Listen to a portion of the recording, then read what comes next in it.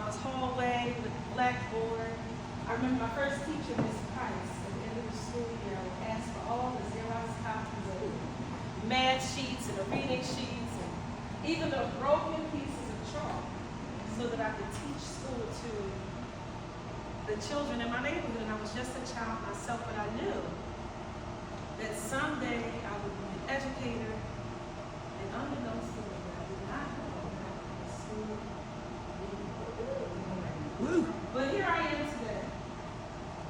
Fast forwarding now, I'm going to backtrack a little bit because I've had some mentors in my life who were champions. Right? They felt like, she can do it.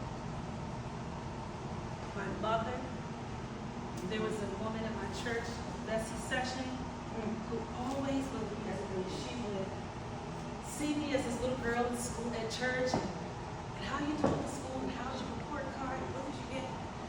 And then fast forward into GLA.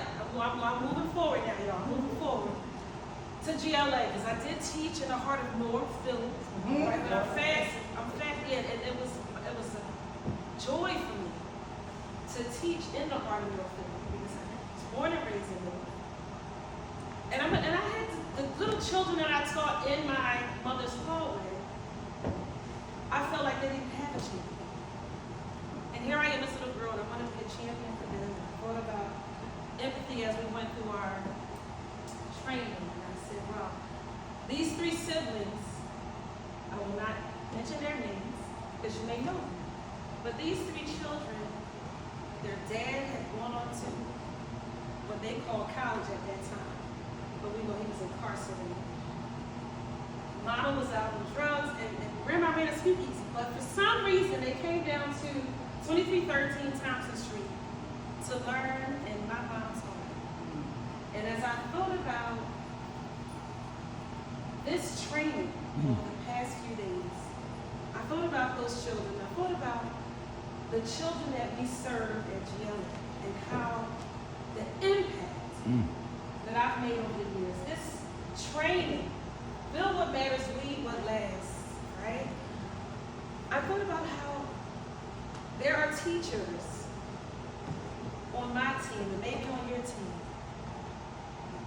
who also need an achievement, right? And what better way to share your story, to sit under leaders that have mentored me throughout the years, Dr. Booker, Principal Saunderson, and Dr. Evans.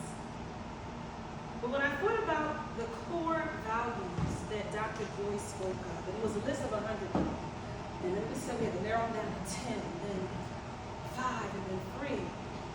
There were 3 that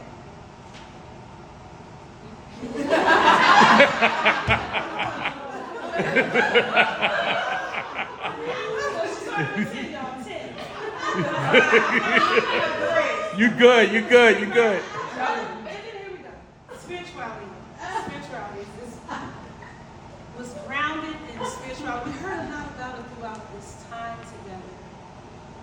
Being grounded in what we believe, our passion, what we strongly hold near and dear. We're saying that we love children.